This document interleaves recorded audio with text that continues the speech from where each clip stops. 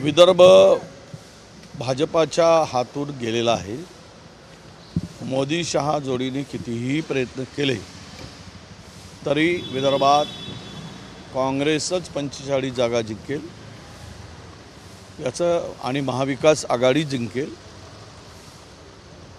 अमित शहाजी आणि मोदीजी जितक्या वेळा महाराष्ट्रात येतील विदर्भात येतील तितका अधिक नुकसान त्या ठिकाणी होणार आहे।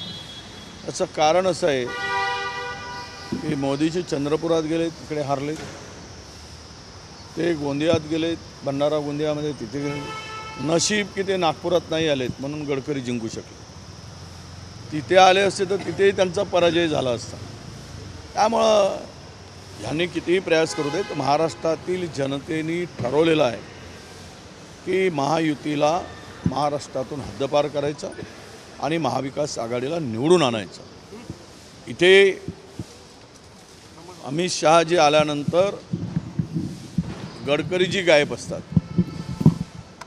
आणि गडकरीसारखा प्रमुख नेता जर ज्यावेळेस गायब असतो किंवा त्यात येत नाही, उपस्थित राहत नाही, याचा अर्थ असा आहे की भाजपाचे पाय आता खोलात गेलेले आहेत। ते कितीही प्रयत्न केले तरी ते पुन्हा बाहेर काढू शकत नाही।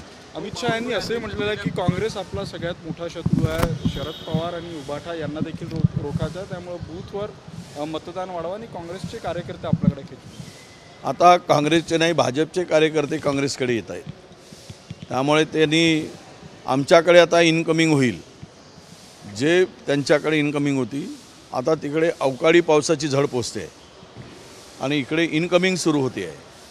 त्यामुळं त्यांना कितीही प्रयत्न करू द्या त्याने काहीही फरक पडणार नाही। भाऊ, अक्षय शिंदे प्रकरणात अनेक ठिकाणी होर्डिंग्स लागलेले आहे आणि हा देवाभाऊंचा न्याय असं म्हटलेलं आहे। तुम्हाला दुतोंडी साप विरोधकांना म्हणताय, तुम्हीच म्हणायचे की एन्काउंटर करा आणि आज एन्काउंटर झाला तर त्याच्यावर टीका केली जाते। अरे एन्काउंटर करा नाही, जाहीर कायदा दुरुस्ती करा ना, जाहीर फाशी द्या, चौकात आणून एन्काउंटर करा। यामागचं षडयंत्र काय आहे? काय फोटो लावताय? काय मर्दुमकी झाली काय? तो त्यांचा एक खासदार म्हणतो शिंदेचा, एकनाथ शिंदेचा, ते श्रेय घ्यायला बघतात। एखाद्याचा जीव घ्यायचा तो सब बेकायदेशीर, कायद्याने त्याला सजा द्यायला पाहिजेत, कायद्याने तो शिक्षेस पात्र ठरायला पाहिजे।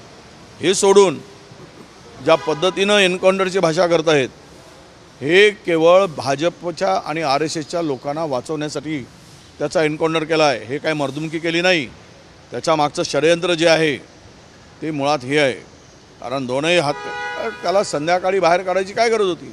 याच्या मागची चौकशी होईल की आम्ही बोलू, त्या संदर्भात न्याय मागू, परंतु आम्हाला हे सगळं या प्रकरणात हे दिसतं की तुम्ही कायद्याने त्याला सजा देणं, आज संस्था चालक घरात बसून मस्तपैकी आराम करत आहेत आणि पोलीस सांगत आहेत की ते फरार आहेत।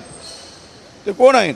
ते RSS आणि भाजपची लोक आहेत। रश्मी शुक्ला यांच्यामुळे एन्काउंटर करण्यात आलेला आहे असंही बोलण्यात येत आहे आणि शाळेच्या ट्रस्टीला बचावण्याकरता हा एन्काउंटर करण्यात आलेला आहे। जनता, मी सांगितलं ते त्या शाळेच्या संस्था चालक जे आहेत ते भाजपचे पदाधिकारी आहेत, RSSचे ते प्रमुख व्यक्ती आहेत आणि अद्यापही त्यांना अटक झाली नाही, त्यांच्यावर कारवाई झालेली नाही। का केली नाही? माझा दावा आहे ते घरात बसून आहेत, पोलीस त्यांच्यापर्यंत जात नाही, घरापर्यंत जात नाही, चौकशी करत नाही, अटक करत नाही। हेच ते प्रकरण पूर्ण दाबण्यासाठी हा षडयंत्र आहे, हा रडीचा डाव आहे। भाऊ, महिलांचे मतं मिळवण्यासाठी लाडकी बहीण योजना आणलेली आहे असं काल भाजपच्या एका आमदारांनी बोलला। तुम्ही म्हणजे खायचे दात आणि दाखवायचे दात आता उघड झालेत। यांच्या मागे लाडकी बहीण नाही तर लाडके मतं आहेत हे आता सिद्ध झालेलं आहे।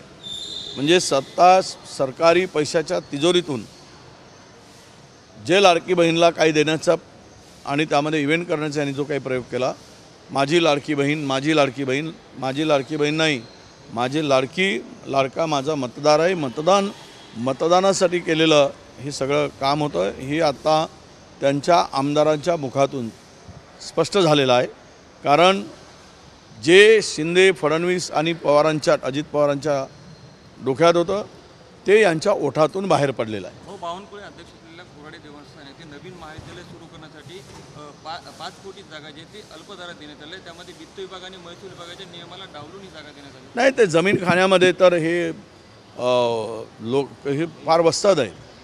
सगळ्या प्राईम लँड, सगळ्या जमिनी भाजपाने सरसकट खशात घालण्याचं काम सुरू केलं आहे. महाराष्ट्राचे हे खऱ्या अर्थानं जमीन लुटारू सरकार म्हणून यांची ओळख होणार आहे. पूर्ण प्राईमला सगळ्या शहरातल्या जमिनी त्यांच्या संस्थांना, त्यांच्या मोठमोठ्या डेव्हलपरला, बिल्डरला 25% दराने रेडी रेकनरच्या. आमच्याकडे जवळपास सांगितलं मी 5 लाख कोटीच्या जमिनी यांनी आतापर्यंत वाटलेल्या आहेत. हो, आगामी विधानसभा निवडणुकीत गडकरी, फडणवीस आणि चंद्रशेखर बावनकुळे यांच्याकडे प्रचाराची धुरा राहील असं सांगितलं. आता ते कोणाकडे राहील, पण मला असं वाटतं की ते नागपुरांच्याकडे धुरा राहिली, नागपूरच्या भाजपकडे, तर आम्हाला आनंद आहे. त्यांच्याकडे धुरा दिली की मग आम्ही बिनधास्त राहणार. कारण लोकांनी नाकारलेली मंडळी त्या मतं घेऊ शकत नाहीत. कारण लोकांनी लोकसभेमध्ये, विधानसभेमध्ये या लोकांना नाकारलं. देश विदेशातील प्रत्येक घडामोडींचे लाईव्ह अपडेट मिळवण्यासाठी आता साम टीव्हीच्या सर्व सोशल मीडिया प्लॅटफॉर्मला लाईक, फॉलो आणि सबस्क्राईब करा. तसंच सर्व नोटिफिकेशनसाठी बेल आयकॉन प्रेस करायला विसरू नका.